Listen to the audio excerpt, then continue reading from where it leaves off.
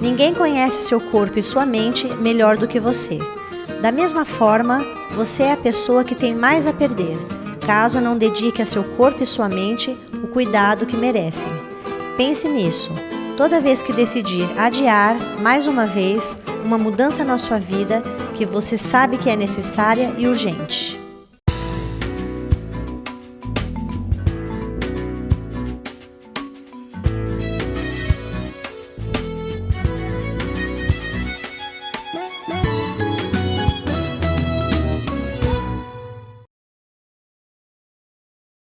Olá, amigos do Câmara Esportiva. Estamos novamente com mais um bloco de qualidade de vida e saúde.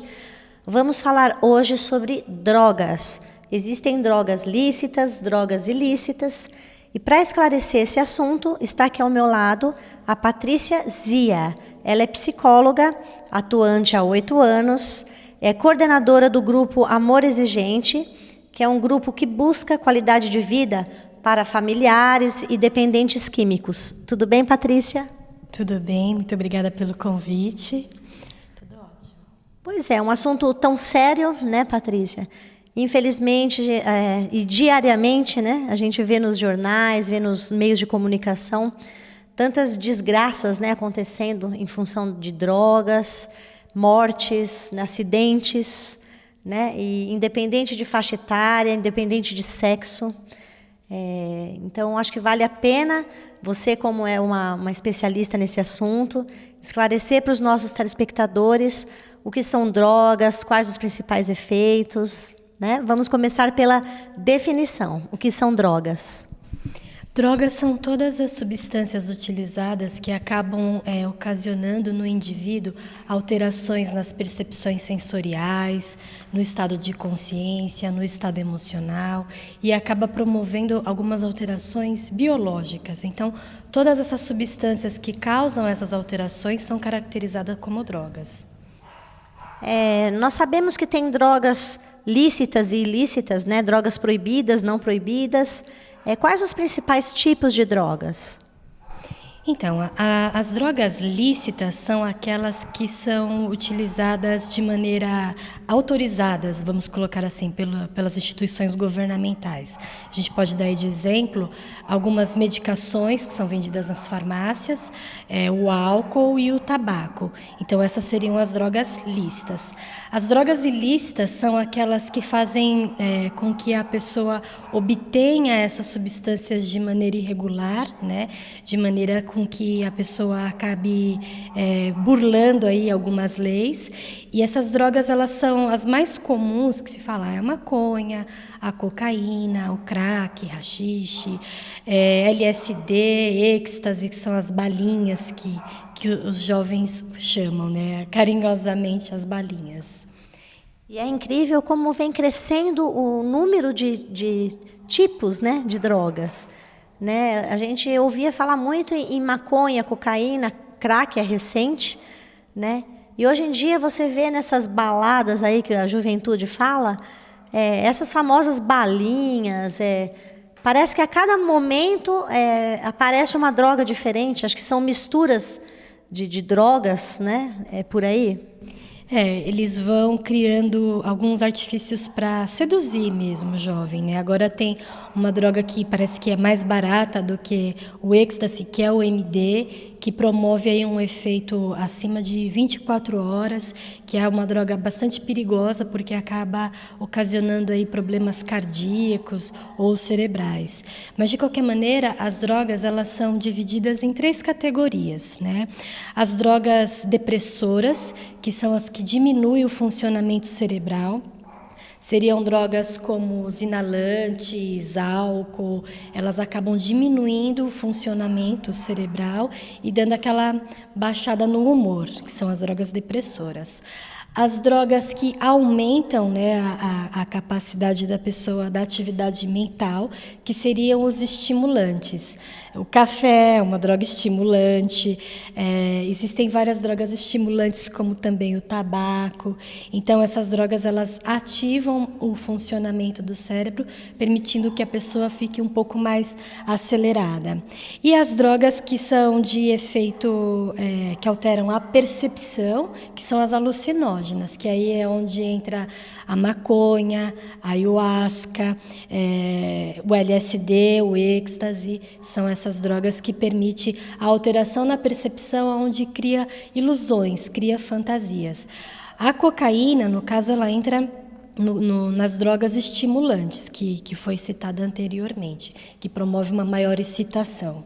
Os efeitos dos tipos de drogas, diferentemente, são diferentes em cada pessoa?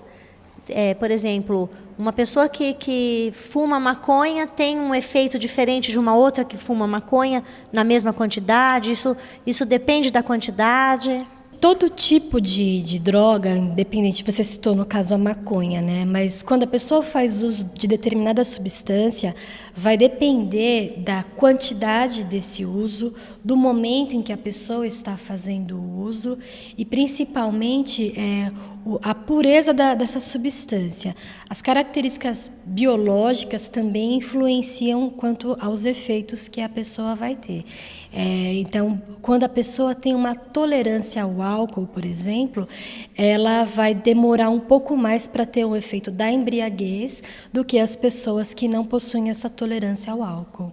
Além da biologia e tudo mais, uma pessoa que fuma, por exemplo, fuma a mesma quantidade que você, para mim dá um efeito, para você outro. Além da quantidade, também o ambiente. Por exemplo, uma pessoa que faz uso da maconha num local público pode causar nela uma paranoia em acreditar que está sendo perseguida, que é um efeito diferente de quando a pessoa faz uso da maconha na casa dela, que ela está num estágio onde ela está num ambiente em que ela está confortável, que ela conhece. Então, o próprio ambiente pode influenciar nos resultados sob o uso. Eu falei no início do programa a respeito do Brasil, né, que vem crescendo o uso de drogas, mas isso eu acho que é a nível de mundo inteiro, né? O Brasil vem se destacando com o uso de drogas, no caso, só perde para os Estados Unidos e Canadá. Isso é uma tristeza, né? Eu acho que deveria sim de ter ações governamentais mais eficazes, né, para combater isso. Fala um pouquinho disso, né? Com a sua experiência, vem crescendo mesmo, né, o uso de drogas. Mundialmente, a gente vem percebendo o quanto que é rentável para algumas pessoas que não são, vamos colocar, os traficantes, aquelas pessoas que têm os comércios escusos, é muito rentável. Então, eles vão praticar cada vez mais a sedução do jovem para fazer uso de alguma substância. Eu trouxe aqui até alguns dados de uma pesquisa que foi publicada numa revista Lancelot, dos impactos que a droga apresenta na vida da pessoa, numa escala que vai de 0 a 100, para identificar o tipo de droga que causa mais impacto na vida das pessoas. Porque às vezes nós temos a ideia de que as drogas ilícitas são aquelas que trazem mais prejuízos.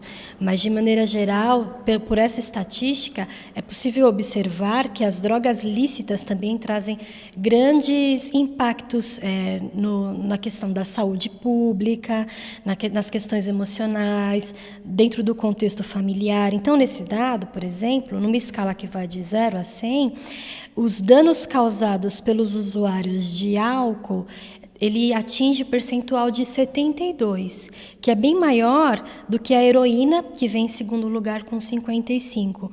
Por que o álcool tem esse número tão acentuado? Por conta das consequências no trato intestinal, pâncreas, fígado, nos acidentes que são ocasionados em função do álcool, porque quando a gente tem uma estatística de impacto sob o efeito de alguma doença, a doença da dependência, né, da droga, fica focada só assim, está com overdose ou está com algum problema de saúde. Mas os impactos que são gerados como um acidente, um atropelamento, ou a pessoa passa num farol vermelho porque está com a percepção alterada, tudo isso entra nessa estatística. Então, vem nessa sequência: o álcool com 72, a heroína com 55, o crack com 54, a cocaína com 27, o tabaco com 26, a maconha com 20 e o êxtase e a LSD eles entram com 9, 7 dentro da escala. Então, essa escala ela não demonstra assim, então eu posso usar essas substâncias que são pontuadas com menores impactos. Não, nós não estamos aqui numa campanha de divulgar qual é a melhor substância a ser utilizada, mas mostrar que não tem essa ideia de que só porque o álcool é uma droga lícita, ele não vai trazer nenhum prejuízo para a minha vida, pelo contrário, porque eu vou aumentar o uso e vou acabar trazendo consequências sociais para a minha saúde também. Fora as questões jurídicas, né, que cada vez mais o governo tenta colocar mais rigores para que as pessoas, já que não tem uma consciência, acaba tendo uma punição para poder evitar praticar, por exemplo, a direção sob efeito de álcool.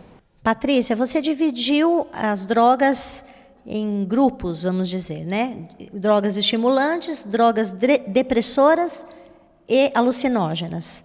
Eu gostaria que você explicasse de forma mais clara, né, para os nossos telespectadores, como que uma pessoa usuária de drogas estimulantes se apresenta e assim por diante. Da droga estimulante, que a gente pode aí linkar com a cocaína, com o crack, são drogas que aumentam o funcionamento cerebral e deixam a pessoa com uma conduta acelerada. Então, esse comportamento acelerado faz com que a pessoa não apresente sintomas de fome, não apresente sintomas de sono. Algumas podem até ter um aumento dos batimentos cardíacos de uma forma tão acentuada que é possível visualizar pela roupa essa taquicardia acentuada. Então, de maneira geral, essas drogas estimulantes, elas fazem com que as pessoas fiquem ligadas. Muito os caminhoneiros, por exemplo, que usam os rebites, eles acabam ficando sob o efeito dessa droga estimulante para cumprir determinada carga horária. Para não dormir. Para não dormir. E quando passa o efeito dessa droga, né, do rebite, é onde vem uma consequência muito séria. Ele pode vir a dormir, de repente, e acabar ocasionando algum acidente. Ou não dormir, mas ter, de repente, uma parada cardíaca. Então, as drogas estimulantes, elas acabam aumentando, acelerando todo o metabolismo e os órgãos nesse funcionamento. Então, a pessoa fica sem sono, fica sem fome, ela fica acelerada, é como se ela estivesse extremamente agitada, ansiosa. Diante disso, desse quadro, né, muito perigoso, por sinal, as pessoas pensam, de repente, que você usando droga, você só morre por overdose, né, por um excesso de uso. E não é bem assim. Como você disse, essas estimulantes, por exemplo, causam taquicardia, né, o aceleramento do batimento cardíaco. Uma pessoa que tem um problema cardíaco e não sabe, muitas vezes pode ter, na primeira ou segundo uso dessa droga, pode ter uma parada cardíaca e vir a óbito sem ter anos aí de uso de drogas, né? E a mesma coisa com a pressão arterial, a temperatura corporal, tudo aumenta, né? Então, se essa pessoa tiver algum outro tipo de doença, de saúde, né, de patologia que ela desconhece, ela pode ir a óbito ali. E, além disso, a pessoa passa a ter comportamentos irresponsáveis também. Então, se ela tem uma vontade de chegar do outro lado da rua, ela vai atravessar sem ver se está vindo um carro, fica extremamente agitada. A pessoa visivelmente não está no seu estado normal. Então, além de acarretar nessas consequências físicas, o comportamento dela passa a ser um comportamento de risco. Agora fala um pouquinho das drogas depressoras. As drogas depressoras, elas fazem o sentido contrário, né? Elas diminuem o funcionamento cerebral, ela causa na pessoa uma lentidão, como, por exemplo, é possível observar no álcool. Quando a pessoa usa álcool ou inalantes, ela fica com uma fala desconexa, né? Parece que a pessoa não está falando coisa com coisa. As percepções ficam comprometidas. no sentido de distância, principalmente, e essa pessoa acaba apresentando muita sonolência. Então, mesmo que ela esteja sob o efeito do álcool, vai passando um tempo, a pessoa vai sentindo um sono excessivo. A boca fica seca e ela vai ficando com aquela aparência de que os pensamentos não estão acompanhando o comportamento. Ela fica no estado mais de lentidão, realmente. Fora esse estado psíquico, né, que você está falando, tem o estado físico. Por exemplo, o álcool, a pessoa muitas vezes fica sem coordenação motora ou com pouca coordenação motora, sem equilíbrio, né, causando muitas vezes os acidentes aí que todos os dias, incansavelmente, a gente vê nos meios de comunicação, né, acidentes por bebida, mortes por bebida e coisas parecidas. As drogas depressoras, ela diminui a capacidade de concentração, ela diminui a capacidade de raciocínio, né, a capacidade intelectual fica comprometida e o equilíbrio. Então, é como se a pessoa estivesse tentando andar em linha reta, mas ela não consegue fazer esse caminho por conta dessas alterações que a substância provoca no organismo dela. E nós temos também as drogas alucinógenas. Então, gostaria que você desse alguns exemplos e também falasse um pouquinho. As drogas alucinógenas são a maconha, o LSD, o êxtase, as balinhas. Então, existem até algumas pessoas falam que as drogas alucinógenas elas são as mais usadas nas áreas recreativas ou religiosas, porque na área religiosa, por exemplo, tem o uso da ayahuasca, da ibogaína em alguns cultos, e acaba, além de alterar as percepções, a pessoa relata alterações cósmicas, conexões com o superior. Cada um tem ali as suas percepções e essa ilusão, a pessoa perde o contato com a realidade, o que causa, além dos prejuízos físicos que o uso excessivo dessa droga vai causando, ela fica com o olho estatelado, como se fosse aquele olhar vidrado de peixe que a gente chama. O efeito da droga faz com que a pessoa também tenha uma fala desconectada. Então, de repente, você está aqui comigo falando sobre o tempo e eu vou falar sobre o meu time. A pessoa não está falando a mesma língua, ela não está no mesmo mundo. Então, essas drogas alucinógenas, ela promove essas alterações na percepção e muitas ilusões. É um mundo de ilusões. Por isso que se vê muito nas festas raves, que com a música eletrônica, o jogo de luzes associado com essas drogas, elas promovem aí alguns efeitos que muitos jovens gostam e acreditam que estão trabalhando sua parte espiritual, inclusive. E o risco que isso acarreta é que se a pessoa, por exemplo, tem uma predisposição para uma psicose, ela pode entrar em um surto e não voltar. A gente até viu alguns casos atrás de um jovem que estava sob o efeito da ayahuasca e acabou assassinando uma pessoa e ele surtou mesmo e ele não retomou, né, para o eixo dele, para a realidade. Então, se a pessoa já possui alguma predisposição de transtorno emocional, como a psicose, o efeito dessas alucinações pode ser muito comprometedoras na vida da pessoa. Nós ouvimos falar muito no crack, que é uma droga não tão recente, né? Porque, como você mesmo disse, vão surgindo novas drogas todos os dias, né? E só que eu gostaria, o crack ele é uma droga estimulante? Isso, o crack ele entra na categoria de drogas estimulantes, né, que entra naqueles critérios da aceleração do funcionamento cerebral e de todas aquelas dificuldades que a pessoa vai ter. Então, uma característica que é possível observar no usuário do crack é o autoabandono e a sujeira. São pessoas que ficam muito sujas com a unha, com os dedos, por conta do manuseio que ela faz da droga. Então, ela sai de casa, fica aí 3, 5 dias direto fazendo uso do crack, Como ela é uma droga estimulante, a pessoa não tem fome, não tem sono, não tem vontade de fazer nada, ela só está ali para fazer o uso. E quando passa o efeito, dá uma baixada, é a hora que a pessoa volta para casa e o familiar se depara com aquela situação deplorável de ver o indivíduo magro, abatido, todo sujo, numa situação mesmo de rua. Aí ele volta, toma um banho, se alimenta, dorme um pouco, aí o familiar dá uma respirada falando, pronto, agora vai ficar tudo bem, e quando a pessoa dá uma estabilizada, ela volta de novo para a situação de rua. E o que seria merla? A merla é uma substância que ela é feita à base do resto da cocaína. Então fica uma pasta e eles misturam essa pasta da cocaína com ácido, com acetona, até lâmpada triturada. Eles colocam tudo isso no meio e acaba fazendo como se fosse também um crack e põe nas ruas.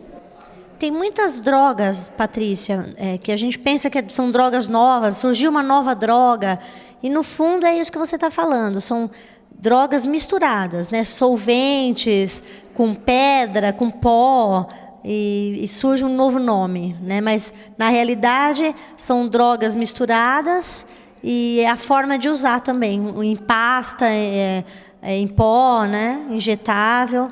E falando em droga injetável, que é muito perigosa também, né, como as outras, mas tem mais riscos ainda para a saúde.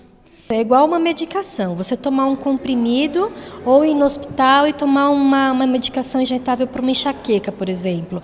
Ele vai ter um resultado mais rápido como a consequência do efeito desse uso, então ele traz mais prejuízos, além da questão de possíveis contaminações, como uma AIDS ou tipos de hepatite. E falando das misturas, é importante ressaltar também que a tão defendida maconha, hoje ela é acessada pelos jovens de uma forma muito misturada, não é uma folhinha pura que foi ali cultivada e a pessoa vai ter o efeito apenas da maconha. Porque a maconha ela é uma droga de iniciação.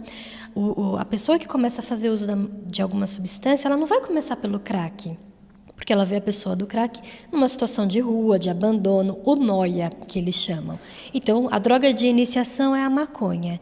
E para que os traficantes possam vislumbrar aí novos clientes, eles vão misturando a maconha com outras substâncias, porque aí o impulso pelo uso da droga vai aumentando gradativamente, porque a pessoa nunca vai ter o mesmo efeito daquele primeiro trago que ela deu na maconha. Então, por essas misturas que a pessoa acaba se tornando uma dependente. Eu tive que passar por uma internação numa clínica, né, onde eu me encontrei lá 6 meses, uns dias, quase 7 meses, né.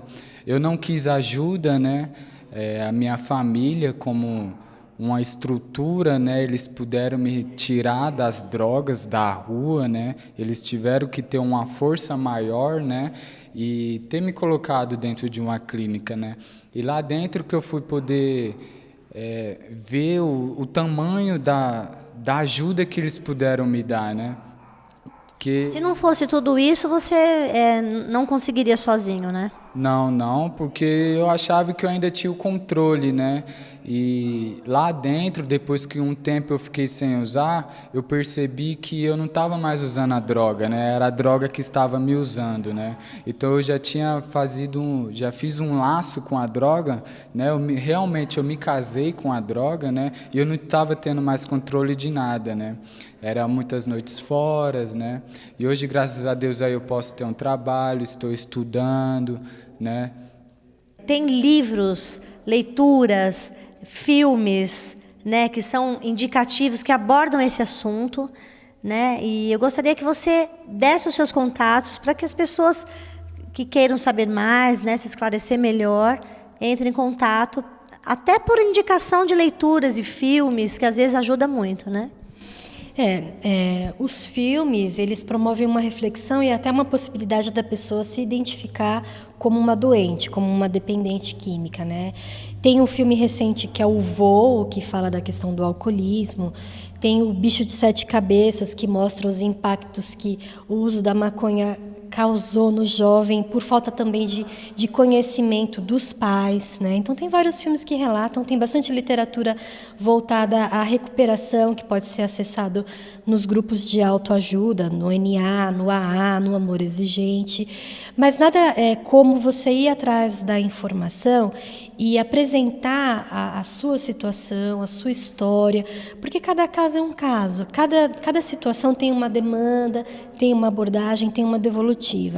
O importante é que a pessoa busque o máximo de informações que ela puder, frequente grupos, abra o seu coração para aquelas pessoas que elas entendam que vá dar alguma devolutiva que vai ajudá-la no seu problema. Porque pessoas para criticar, pessoas para julgar, a gente tem o tempo todo, né? E a pessoa que já está numa doença ou com um familiar, onde reforça os sentimentos de culpa, reforça os sentimentos de vergonha, tudo o que a gente não precisa é alguém para potencializar esses sentimentos. Então, que busquem, sim, uma ajuda profissional, uma ajuda médica e acabe encontrando uma solução assertiva para o seu problema.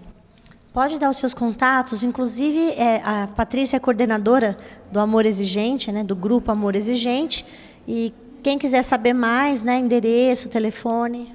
Então, o site do Amor Exigente é www.amorexigente.org. A pessoa vai lá, entra e no link ela seleciona o grupo que tem mais próximo da sua residência para que ela consiga participar das reuniões. Meu telefone para contato é 981737668 ou 992664156. Muito obrigada, Patrícia, mais uma vez. E nós encerramos por aqui e voltamos com mais um bloco de qualidade de vida e saúde. Até breve.